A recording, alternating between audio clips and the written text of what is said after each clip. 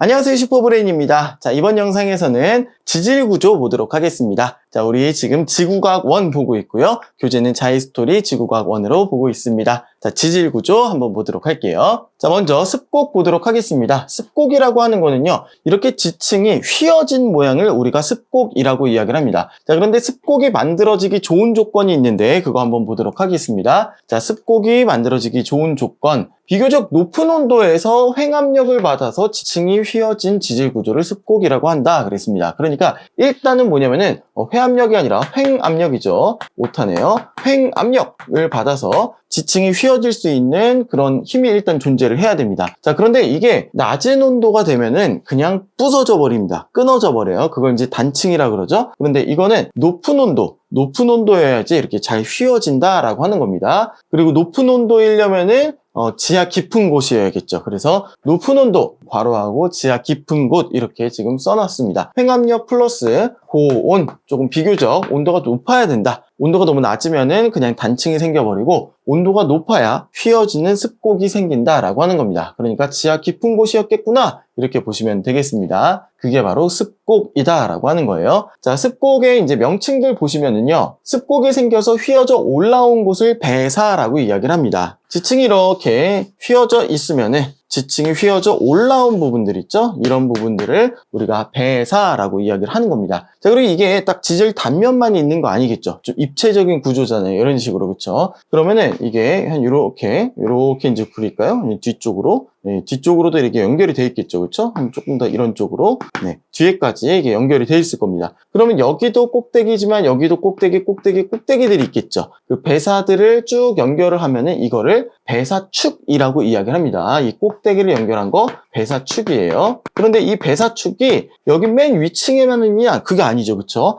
이 아래에도 배사축이 있을 거고요. 이 아래에도 배사축이 있을 겁니다, 그렇죠? 이 배사축들을 연결한 이 면들 있죠. 이 면을 갖다가 배사축면이라고 이야기를 하는 겁니다. 자, 그리고 아래로 내려간 곳을 향사라고 이야기를 하는데요. 마찬가지로 향사가 있고 향사축들이 이렇게 각각 있을 겁니다. 이 향사축들을 쭉 연결을 한 이거를 갖다가 향사축면이라고 이야기를 하는 겁니다. 명칭 정리되시겠죠? 위로 올라왔다 배사, 아래로 내려갔다 향사, 위로 올라온 곳들을 연결했다 선으로 만들었다 배사축, 그리고 배사축들을 연결해서 면으로 만들었다 배사축면, 그리고 마찬가지로 향사축, 향사축면 용어 정리해 두시고요. 그리고 정습곡, 경사습곡, 횡하습곡은 뭐냐면은 정습곡이다 그러면은 이 배사축면이 수직으로 서 있어요. 향사축면이 수직으로 서 있어요. 이런 것들을 갖다가 정습곡이라고 이야기를 합니다. 똑바로 생겼잖아요, 그렇죠? 그래서 정습곡이라고 이야기를 하고요. 자, 이렇게 배사축면과 향사축면이 기울었다 그러면은 경사습곡이라고 이야기를 합니다. 배사축면, 향사축면이 이 수평에 대해서 기울었죠. 딱 서 있는 게 아니라 기울었죠. 경사습곡. 그리고 이 경사습곡이요, 좀 나란하게 쭉 이어져 있다. 그런 거를 특별히 이제 등사습곡이라고도 합니다. 경사가 일정하다. 등사습곡이에요. 특별히 이제 이 주변을 날개라 그러는데, 향사, 배사 이 주변을 이렇게 생긴 거 이거 있죠? 이거를 이제 날개 부분이다 라고 얘기하는데, 이 날개가 이제 나란하게 쭉 이렇게 이어져 있으면 그거를 등사습곡이다 이렇게 이제 표현하기도 합니다. 자, 그 다음에 횡화습곡은 뭐냐면은 이 축면이 향사축면과 배사축면이 거의 수평으로 누운 거 있죠. 누웠다, 옆으로 누웠다. 그래서 횡화습곡이에요. 그리고 특별히 이 횡화습곡에는 어떤 것들이 발견이 되냐면요, 이렇게 한번 지어볼게요. 이렇게 휘었다라고 한번 보도록 하겠습니다. 이렇게 휘었다. 그러면은 원래 퇴적됐었던 그 지층의 순서 있죠. 1, 2, 3. 아래가 먼저 퇴적되고 위에가 나중에 퇴적됐을 거 아니에요. 그쵸? 1, 2, 3 이렇게 보시면은 이런 부분에서는 역전층이 생깁니다. 위아래가 바뀐 역전층이 생긴다. 그런데 이제 우리가 지질조사라고 하는 게 그렇잖아요. 이 전체가 다 이제 땅에 딱 하고 옆에 이 딱 잘린 면이 옆에 딱 드러나 있으면 이거 조사하면 되는데, 그런데 이제 그게 아니잖아요. 땅은 이렇게 묻어져 있는 거잖아요. 그러니까 그 위에 이제 살고 있는 거고, 그러니까 땅을 이제 조금 파보는 거죠. 아니면 이게 산이 이렇게 있으면 산의 옆면을 조금 깎아보는 겁니다. 많이 깎으면 이제 또 환경 파괴가 되니까 조심스럽게 조금만 이렇게 깎아보면서 드러난 부분들을 지질 조사를 하는 거죠. 그런데 하필이면 이런 데를 딱 깎아가지고 본 거예요. 그러면은 어때요? 역전층이 딱 생겼잖아요. 그렇죠? 그럼 지질 조사를 할 때 상하가 바뀐 거, 만약에 역전층인지 모를 수도 있어요. 이거 딱 보고서 이 역전층이라는 거를 눈치를 못 챌 수도 있거든요. 여러 가지 단서들이 많이 없으면은 그러면은 뭔가 이 환경들을, 지질 환경들을 조사하는데 조금 헷갈릴 수가 있겠죠. 약간의 혼동을 줄 수 있는 그런 요인이 또 될 수가 있다라고 하는 겁니다. 그래서 횡화 습곡에는 이러한 역전층이 생길 수가 있다라고 하는 거 여러분들이 기억해 주시면 되겠습니다. 그래서 습곡 그러면은 여러분들이 기억하실 거는 높은 온도에서 횡압력을 받아서 지층이 휘어졌다. 그리고 정습곡, 경사습곡, 횡하습곡 명칭 기억해 주시고 배사와 향사, 배사축면, 향사축면 여러분들이 용어에 대해서 잘 정리해 두시면 되겠습니다. 넘어갈게요. 자, 다음은 단층입니다. 단층은 잘라진 겁니다. 절단된 거예요. 장력이나 횡압력을 받아서 암석이 끊어져서 상대적으로 이동해서 어긋난 구조. 아무튼 암석이 끊어졌다라고 하는 게 중요한 거죠. 이게 바로 단층이다 보시면 되겠습니다. 단층은 크게 여러분들이 정단층, 역단층 아마 다 배우셨을 거예요. 정단층, 역단층, 그리고 엇갈리는 거 주향 이동 단층 이렇게 보시면 되겠는데 정단층부터 보도록 하겠습니다. 정단층은 뭐냐면은 양옆으로 좌우로 당기는 힘, 이걸 이제 장력이라 그럽니다. 인장력 아니면 장력 이렇게 보시면 되겠는데 이 장력이 작용을 하게 되면은요 이렇게 지층이 있었으면은 이게 끊어집니다. 끊어진데 이렇게 각도를 가지고 비스듬히 끊어지게 됩니다. 그러면서 이 비스듬한 거보다 위에 있는 거 있죠? 이 비스듬한 거보다 위쪽에 있는 거를 상반이라 그러고 이 비스듬한 대각선보다 아래에 있는 걸 하반이라 그러는데 이 상반은 아래쪽으로 이동을 하게 되고요. 약간 이렇게 아래쪽으로 이동을 하게 되고 하반은 상대적으로 위쪽으로 이동을 하게 됩니다. 뭐 아무래도 그렇겠죠. 그렇죠? 중력 때문에 이렇게 될 겁니다. 그러면은 이게 어떤 식으로 이제 이동을 하게 되냐면은 이런 모양이 될 겁니다. 그렇죠? 이렇게 딱 되면은 대각선으로 해서 상반이 아래로 내려갔고 하반이 위로 올라가게 됩니다. 이렇게 생긴 모양의 단층을 우리가 정단층이라고 이야기를 합니다. 정단층이요. 상반이 아래로 내려가고 하반이 위로 올라간 이런 구조, 장력 때문에 생긴 거 정단층, 장력 때문에 생긴 거 정단층 이렇게 기억하시면 좋을 것 같네요. 그 다음에 역단층은요, 좌우에서 이렇게 미는 힘, 횡압력이죠. 옆에서 미는 압력, 횡압력이 작용을 합니다. 횡압력이 작용을 해서 역시 마찬가지로 끊어집니다. 끊어지는데 이 대각선의 위쪽을 상반이라 그런다 그랬고 이 대각선의 아래쪽을 하반이라 그런다 그랬죠. 자, 횡압력을 받으면 어떻게 되겠어요? 상반은 위로 올라가게 되고요. 그렇죠? 이렇게 위로 올라가게 되고 하반은 아래로 내려가게 됩니다. 그래서 모양이 어떻게 되냐면은 이런 식의 모양을 갖게 됩니다. 상반은 위로, 하반은 아래로 내려갔죠. 횡압력을 받아서 단층이 생긴 거, 이거를 역단층이라고 이야기를 합니다. 그렇죠? 정단층은 장력, 역단층은 횡압력 이렇게 기억하시면 좋겠네요. 그림에 잘 표현이 되어 있습니다. 자, 그리고 주향 이동 단층은 뭐냐면은 이 주향 이동했다라고 하는 말이 조금 수평 방향으로 이동했다라고 여러분들이 조금 생각을 하시면은 좋을 것 같습니다. 이렇게 어긋나서 수평 방향으로 어긋나서 이동을 했다. 그럼 주향 이동 단층 이렇게 봐주시면 돼요. 그런데 실제로 어떤 지층의 단층들을 보면은 반드시 딱 정확하게 주향 이동 단층만 있느냐? 아니면 딱 정단층, 역단층만 있느냐? 꼭 그런 건 아니고 주향 이동도 어느 정도 되어 있고 역단층의 요소도 갖고 있고 그렇게 이제 동시적으로 주향 이동과 정단층, 역단층이 같이 이제 생깁니다. 다시 정리해서 말씀드리자면 역단층에도 주향 이동이 생겨요. 그리고 정단층에도 주향 이동이 조금 생길 수가 있습니다. 그러니까 이렇게만 움직이는 게 아니라 실제로는 조금씩 이렇게도 움직이고 이렇게만 움직이는 게 아니라 실제로는 이렇게도 움직인다라고 하는 거 그냥 참고로 알아두시면 좋을 것 같습니다. 다음 넘어갈게요.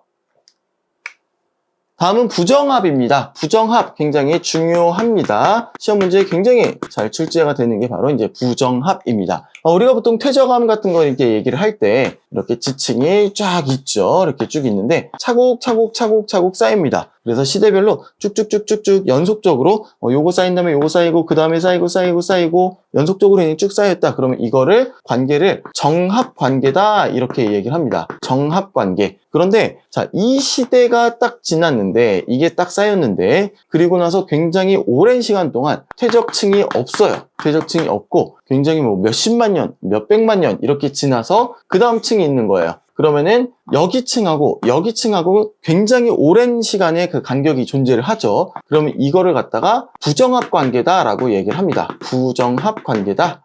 이렇게 보시면 되겠습니다. 퇴적이 오랜 기간 동안 중단된 다음에 다시 퇴적되어 있는 그런 모양을 갖다가 부정합 관계다. 그 지층의 상하 관계를 얘랑 얘는 부정합 관계다라고 이야기를 하는 겁니다. 이 부정합이 생기는 그 과정을 보면요. 여기까지 쭉 퇴적이 되었어요. 그런데 여기서 끝나는 게 아니라 사실 그 위에도 퇴적암들이 있었겠죠. 있었는데 그 퇴적암들이 날아가 버렸다 이렇게 이제 보는 겁니다. 어떻게 해서 그렇게 날아가게 되느냐? 이 땅 전체가 융기를 한 겁니다. 융기를 했어요. 이렇게 되어 있는 게 융기를 해서 그게 깎여 나가는 거죠. 물 때문에 깎여 나가든 뭐 때문에 깎여 나가든 그 위에가 이렇게 깎여 나간 겁니다. 그래서 다시 좀 그려보면서 설명을 드릴게요. 층들이 쭉 이렇게 차곡차곡 쌓였습니다. 퇴적암이 형성이 되고 있었어요. 그런데 이게 땅이 솟아오른 겁니다. 솟아올라가지고 이 부분이 깎여 나간 거예요. 이게 침식된 겁니다. 깎여 나갔어요. 침식이라 그러죠. 그 다음에 다시 이게 물속으로 들어갑니다. 다시 물속으로 들어가면 어떻게 되겠어요? 다시 퇴적물들이 쌓이겠죠. 그쵸? 이건 다른 색깔로 표시해 볼까요? 다른 시대니까, 그쵸? 이런 식으로 쫙 이제 쌓이게 되는 겁니다. 이렇게 이제 퇴적을 했어요. 그런데 여기에서 끝나는 게 아닙니다. 여기서 끝나는 게 아니고, 우리가 지금 이걸 땅에 올라와 있는 거 보는 거잖아요. 땅에 올라와 있는 거 보기 때문에, 바닷속에, 이때 당시에 바닷속에 쌓였는데, 이게 다시 땅으로 올라와야 우리가 이 지질 조사를 할 수가 있는 거죠. 그래서 마지막 단계에는 융기가 한 번 더 있었던 걸로 그렇게 순서를 칩니다. 알겠죠? 그래서 이렇게 되면은 이 사이에 부정합 면이 하나가 생겼다라고 이야기를 하는 거예요. 그래서 부정합이 생기는 그 과정 보면은 퇴적되었다가, 그렇죠? 퇴적물이 퇴적되었다가 융기했다가 침식되었다가 다시 침강해가지고 거기에 퇴적물이 생겼다가 그리고 마지막에는 다시 이게 올라와서 우리가 땅에서 볼 수 있는 거, 융기까지 이렇게 보는 거예요. 그럼 부정합이 하나가 생길 때 융기가 2번 이렇게 생기게 됩니다. 그리고 지금은 이렇게 부정합이 하나 생길 때 이 과정 한 번 이렇게 이제 봤는데요. 이게 이럴 수도 있잖아요. 이런 거 한번 생각해 볼게요. 이렇게 해가지고 융기가 2번 되면서 부정합이 하나가 생겼어요. 그런데 이번에는 이렇게 여기부터 여기까지가 다 침식이 되어버린 겁니다. 융기가 되어서 다 침식이 되어버렸어요. 그러면은 이 부분 날아가고 이게 다시 침강하고 여기에 다시 퇴적이 된다면 여기에 다시 이렇게 퇴적이 된다면 우리가 그 노란 게 퇴적이 됐었는지 안 됐었는지 모르죠. 그쵸? 그 노란 게 있었잖아요. 여기서 우리는 지금 얘기를 하면서 여러분들이 동영상으로 봐서 알잖아요. 노란 게 있었는데 그런데 지금 이 화면만 딱 보게 되면 그 노란 게 있었는지 없었는지 우리는 알 수 있는 방법이 없죠. 이것만 봐서는. 그쵸? 그래서 지금 여기에 융기가 일단 이것만 봐서는 융기가 2번인데 그거 말고 우리가 모르는 더 잘려나간 그 침식 부분이 있을지도 모른다는 것 때문에 최소라고 하는 그 말을 붙입니다. 그래서 이제 부정합 개수가 몇 개다, 몇 개가 보인다라고 하는 거는 이 땅이 최소한 몇 번 융기를 했다. 최소 융기 횟수가 이제 구해지는데 부정합 개수 플러스 1. 부정합이 3개다 그러면은 3 플러스 1에서 4번. 부정합 개수가 뭐 2다. 2개다. 그러면은 거기에 플러스 1 해가지고 최소 융기 횟수는 3번. 이렇게 여러분들이 정해주시면 되는 겁니다. 이거는 옛날에 굉장히 많이 출제가 되었었던 그런 문제들인데, 뭐 거의 이제 90년대에 들어서 2000년대에 들어서는 이런 문제들이 조금 자취를 감췄었어요. 이거에 대해서. 이제 최소 융기 횟수 묻는 문제들이 수능이나 이런 데서 좀 이제 빠졌죠. 그렇게 이제 내용이 빠지면서 잘 안 물어봤었는데, 최근에 다시 내신 이런 거에 대해서 이제 많이 물어봅니다. 그래서 내신 문제에서는 좀 등장을 하고 있는 것 같아요. 최소 융기 횟수 물어보는 거 부정합 개수 플러스 1이다. 여러분들이 잘 준비해 주시면 되겠습니다. 자, 그리고 부정합이 이렇게 평행하다. 이 층리하고 좀 평행하다. 그럼 평행 부정합이고요. 그리고 층리가 이렇게 경사져 있다. 층리가 이렇게 경사져 있고 이 면하고 이 층리하고 지금 경사가 져 있잖아요. 그러면 경사 부정합이다. 이렇게 보시면 되겠고요. 이거는 마그마가 관입을 한 거예요. 마그마가 관입한 게 잘려나갔다. 그러면은 난정합 이렇게 보시면 되겠습니다. 여러분들이 난정합에 대해서 정의를 할 때 그냥 막 복잡하고 어지럽게 돼 있으면 난정합 아닌가요? 이렇게 이제 얘기를 하는데 그게 아니라 마그마의 관입 이게 중요한 겁니다. 관입한 게 잘려나갔다. 그러면 난정합이에요. 알겠죠? 관입이 있느냐 없느냐 이게 이제 중요한 그 난정합이냐 아니냐의 판단 기준이 되겠습니다. 넘어갈게요. 자, 그럼 관입은 무엇이냐? 관입이라고 하는 거는 마그마가 기존 암석의 약한 틈을 뚫고 들어가는 과정이다. 이게 이제 마그마의 관입이 되겠습니다. 그러니까 그런 뭐 일반적인 퇴적암 이런 것들이 있었어요. 퇴적암이 이렇게 지하 깊은 곳에 있었는데 갑자기 아래쪽에서 마그마가 생긴 거예요. 마그마가 생기면서 이렇게 올라왔습니다. 그러면 쫙 하고선 이 부분을 녹인 거죠. 마그마가 이렇게 들어오면서 이 부분을 녹인 겁니다. 그럼 이거를 갖다가 이제 마그마가 관입했다라고 이야기를 하는 거예요. 근데 이 마그마가 관입하는 과정에서 어떠한 현상들이 생겨나냐면요. 자, 이 주변이 뜨거워가지고 마그마 뜨겁잖아요. 그렇죠? 그리고 이제 다 돌들이기 때문에 잘 안 식어요. 쉽게 이게 식지를 않습니다. 그래서 이 주변이 뜨거운 그 영향을 받아요. 뜨거운 온도를 받아가지고 열 변성을 일으킵니다. 열 변성 아니면은 이거를 접촉 변성이라고도 하거든요. 네, 열 변성 혹은 접촉 변성을 일으킵니다. 이렇게 해서 이제 생기는 암석이 뭐 대리석 뭐 이런 거 있죠? 대리암 뭐 이런 것들이 이제 열 변성으로 생긴 그런 대표적인 암석이 되겠습니다. 자, 마그마가 관입하면 이런 현상도 생기고요. 그리고 이런 것도 있습니다. 마그마가 쫙 관입을 하는데 마그마가 이제 주변의 암석들을 녹이면서 관입을 하거든요. 얘네들을 녹여버리는데 미처 다 녹지 못한 큰 돌덩어리들이 여기 있을 수가 있죠. 저 군데군데 다 얘가 미처 다 녹이지 못한 큰 돌덩어리들이 있을 수가 있습니다. 이런 것들을 갖다가 우리가 뭐라 그러냐면은 포회감이다. 이렇게 얘기를 합니다. 포회감은 이렇게 있을 수도 있지만 마그마가 애초에 저 깊은 곳에서부터 올라올 때 돌멩이를 같이 갖고 올라올 수도 있거든요. 이 돌멩이들을 그대로 갖고 올라와서 생긴 것도 포회감이라고 얘기를 합니다. 아무튼 마그마 속에 미처 다 녹지 못하고 있는 암석들을 우리가 통칭해서 포회감이다 라고 이야기를 하는 겁니다. 그리고 또 포회감에서 좀 중요한 게 뭐냐면은 포회감이 먼저 있었다라고 하는 거 여러분들이 기억해 주시면 되겠습니다. 포회감이 이 마그마의 관입보다 먼저 있었던 암석이겠죠. 그렇죠? 그래서 이제 순서를 물어볼 때 포회감이 있다 그러면 포회감은 마그마보다 먼저 있었다. 포회감이 먼저다. 이렇게 여러분들이 기억하시면 되겠습니다. 넘어갈게요. 자, 그리고 퇴적암은 아니지만 주상절리와 판상절리가 있어요. 이게 왜 갑자기 여기에 나왔는지 잘 모르겠습니다. 근데 이게 아마도 이제 화성암 쪽에서 나와야 되는 그런 이야기인데 여기에서는 뭐 층리, 절리 이런 것들 이야기하면서 주상절리와 판상절리가 지금 여기에 등장을 하게 된 것 같아요. 자, 절리라고 하는 게 뭐냐면은 절리하고 층리하고 달라요. 층리는 뭐냐면 퇴적암이 생길 때 이 퇴적물들이 쌓이면서 층층이 생기는 그 줄무늬 그거를 층리라고 이야기를 하는 거고 절리는 뭐냐면은 단층이라든지 뭐 그런 것들처럼 암석이 균열이 생긴 거예요. 암석이 쪼개진 겁니다. 암석 사이에 잘라진 거, 절단된 그 줄무늬를 갖다가 절리, 절단된 선을 갖다가 절리라고 이야기를 하는 겁니다. 자, 그런데 절리를 흔히 이제 볼 수가 있습니다. 암석들이 이제 갈라지고 뭐 그런 것만 깨져 있고 그런 것도 볼 수 있죠. 그런 걸 다 통칭해서 절리라 그러는데 특별히 특이한 모양으로 절리가 이루어지는 경우가 있습니다. 그게 이제 주상절리, 판상절리예요. 앞서 영상에서도 한번 제가 설명을 해드렸죠. 주상절리는 뭐냐면은 이런 식으로 기둥 모양으로 주로 육각형이나 이런 모양들로 쫙 이렇게 육각기둥 모양으로 이렇게 절리가 생긴 거 이거를 갖다가 우리가 주상절리다라고 이야기를 하고요. 이거는 용암이 갑자기 냉각이 되면서 축이 됩니다. 축이 되면서 절리가 생긴다. 주로 화산암에서 우리가 볼 수가 있는 거죠. 제주도 가면은 주상절리 보실 수가 있겠습니다. 갑자기 식었다. 이거는 마그마가 이제 분출을 했다는 얘기죠. 자, 그리고 판상절리는 뭐냐면요. 판상절리는 주로 우리가 판상절리는 화강암에서 볼 수가 있는데요. 화강암은 땅속 깊은 곳에서 생겼죠. 땅속 깊은 곳에서 화강암이 생겼습니다. 마그마가 관입을 해가지고 딱 생겼는데 그 위에는 땅이 굉장히 두껍게 이렇게 자리를 잡고 있었겠죠. 그러니까 얘는 굉장히 이만큼 무게의 높은 압력을 받고 있었던 거예요. 얘네들이 꽉 하고 얘를 눌러주고 있었다는 얘기입니다. 자, 그런데 이 윗부분이 깎여나가요. 이게 융기를 해가지고 이 윗부분이 깎여나갑니다. 깎여나가서 이 위를 덮은 이 암석들이 없어진 거예요. 그럼 어떻게 되겠어요? 압력이 그냥 줄어들겠죠. 그쵸? 압력이 줄어드는 겁니다.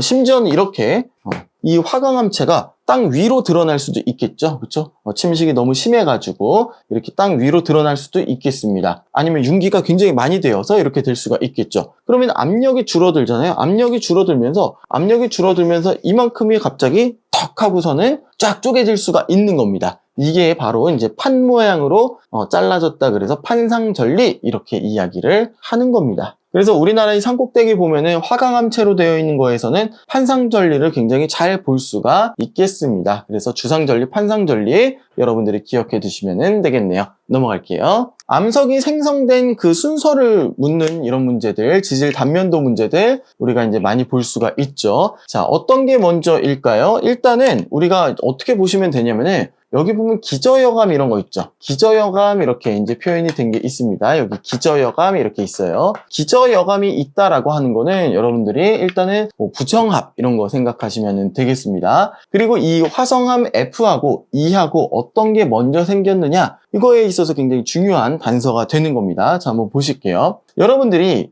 얘네들이 쌓이고 나서 화성암 F가 관입을 했는지 아니면 화성암 F가 먼저 있었고 그 다음에 E, D, C가 쌓였는지 이걸 여러분들이 구분하셔야 되는데 지금 이 경우에는 이렇게 얘네들이 있어요. 이 조각조각들은 뭐냐면은 이 화성암 F 위에 E가 쌓였다는 그런 증거가 되겠습니다. 그렇죠? 그래서 F가 먼저 있었고 그 다음에 E가 쌓였고 그 위에 D, C가 쌓였다 이렇게 이제 보시면 되겠는 거예요. 그 다음에 화성암 B가 관입을 한 겁니다. 관입을 했기 때문에 관입한 그 주변에 접촉 변성된 거 이렇게 끔으로 표시된 거 접촉 변성된 거 보이시죠? 그렇죠? 그래서 얘네들 다음에 C까지 다 쌓인 다음에 그 다음에 화성암 B가 관입을 했다 이렇게 보시면 되겠습니다. 그 다음에 이거 뭐죠? 그 다음에 이거 그렇죠? 부정합이죠, 그렇죠? 부정합이 그 다음에 생긴 겁니다. 부정합 보통 여기 이제 뭐 F, F 다시 이런 식으로 해가지고 부정합이 생겼다, 그렇죠?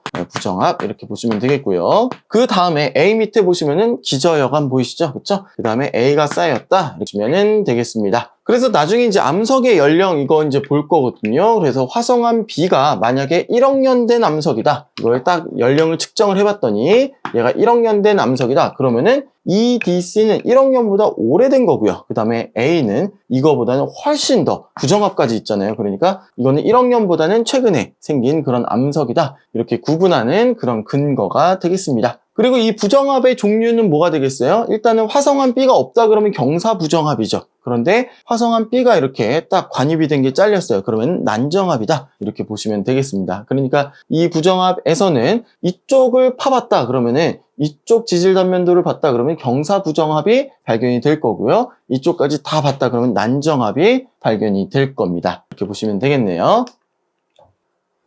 문제통에서 정리해 보도록 하겠습니다. 이쪽은 습곡이라고 그냥 써져 있고요. 이쪽은 단층이라고 써져 있습니다. 이거 보란 얘기입니다. 그런데 지금 이 단층을 잘 보시면은 이렇게 되어 있고요. 이게 이쪽으로, 이게 이쪽으로. 상반이 위로 올라갔어요. 역단층이죠. 단층은 단층인데 역단층이다까지 여러분들이 파악해 주시면 되겠네요. 그러니까 둘 다 횡압력을 받은 겁니다. 둘 다 횡압력을 받아서 생겨난 겁니다. 습곡은 당연히 횡압력이고 좀 온도 높은 데서 역단층은 횡압력인데 조금 강한 횡압력과 낮은 온도에서 생겼다 이렇게 보시면 돼요. 가와나는 주로 파는 수렴형 경계. 수렴형 경계에서는 횡압력이 많이 작용하거든요. 그러니까 이거 맞는 걸로 봐주시면 되겠고요. 가해 습곡에는 배사 구조. 배사는 올라가야 되잖아요. 그렇죠? 이렇게 배사는 올라가야 되죠. 그런데 이거는 이렇게 아래로 내려갔으니까 특별히 지금 다른 얘기는 없으니까 이게 아래가 아래쪽으로 내려간 거 이거 지금 향사 구조로 봐주셔야 되는 겁니다. 배사가 아니라 향사. 이게 배사죠. 이거는 향사다. 자, 그리고 나는 장력이 아니고 횡압력이죠. 그렇죠? 횡압력이고 나의 단층은 상반이 위로 올라간 역단층이다. 이렇게 봐주시면 되겠네요. 넘어갈게요. 자, 습곡에서 지층이 위로 볼록하다. 배사죠. 그리고 지층에서 횡압력이 작용을 하면은 역단층이 생긴다. 정단층은 장력. 알겠죠? 자, 부정합면은 경계로 아래층과 위층이 쌓인 방향이 평행하다. 그러면은 평행 부정합이고요. 그리고 경사졌다 그러면 경사부정합이고 관입된 게 잘렸다 그러면 난정합이라고 그랬죠. 지금 여기서는 평행부정합. 자, 그리고 지하 깊은 곳에 있던 화성암이 융기하면서 지표로 드러날 때 압력이 감소하면서 전리가 생긴다. 환상전리 이렇게 정리하시면 되겠습니다. 다음이요. 여러 가지 부정합을 나타냈대요. 경사가 져 있네요. 경사부정합. 평행하네요. 평행부정합. 그 다음에 관입된 게 잘렸다. 난정합. 이렇게 보시면 되겠습니다.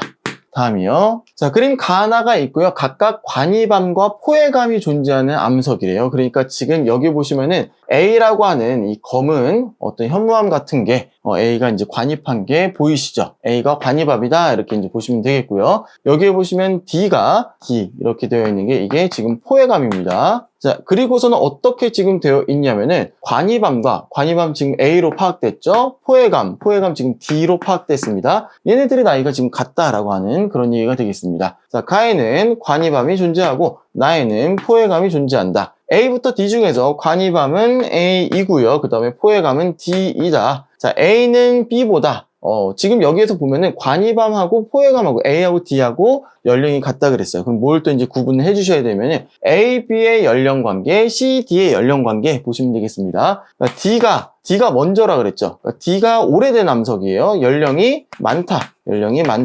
그래서 D하고 C하고 비교를 해보시면 이거고. 그 다음에 A하고 B하고 비교를 하면은 어떤 게 더 새 거예요? A가 새 거죠. A가 나중이죠. B가 먼저입니다. 그럼 B하고 A하고. B가 연령이 많은 겁니다. 근데 A하고 D하고 같다 그랬잖아요. 그러니까 이렇게 여러분들이 써주시면 되겠네요. 그러니까 A는 B보다 새 거잖아요. 나중에 형성되었다. 그리고 C는 D보다 나중에 생성되었다. 그렇죠? 포회감이 먼저 있었고 C는 나중에, 그리고 B가 먼저 있었고 A가 나중에, A는 나중에 생성되었다. C는 나중에 생성되었다. 이렇게 정리하시면 되겠네요. 자, 여기까지 이제 여러 가지 이제 지질 구조들에 대해서 한번 살펴봤습니다. 다음 영상에서 또 뵙도록 하겠습니다. 감사합니다.